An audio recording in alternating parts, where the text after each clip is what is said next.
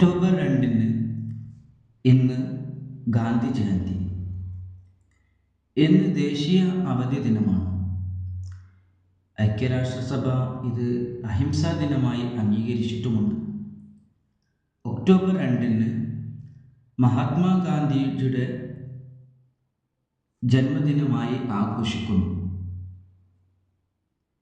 ഇന്ന് ദേശീയ ദിനമാണ് ഗാന്ധി ജയന്തി.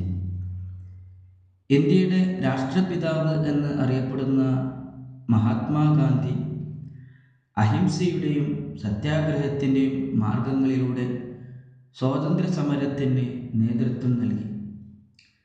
അദ്ദേഹത്തിൻ്റെ സിദ്ധാന്തങ്ങൾ ലോകത്താകമാനം സമാധാനത്തിൻ്റെയും നീതിയുടെയും പ്രചാരണത്തിന് പ്രചോദനമായി. ഈ ദിവസം ഇന്ത്യ രാജ്യമൊട്ടാകെ പ്രാർത്ഥനായോഗങ്ങളും ഗാന്ധിജിയുടെ പ്രതിമകളിൽ പുഷ്പാർച്ചനയും നടത്തി വരാറുണ്ട്.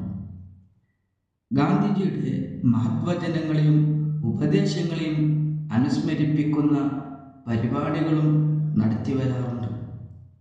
നീതിമാനായ ഉമർ റളിയല്ലാഹു അൻഹുവിൻ്റെ ഭരണത്തെ കൊണ്ടുവരാൻ ഞാൻ ആഗ്രഹിച്ചു എന്ന് ഉറക്കെ പ്രഖ്യാപിച്ച നീതിമാനാണ് ഗാന്ധിജി.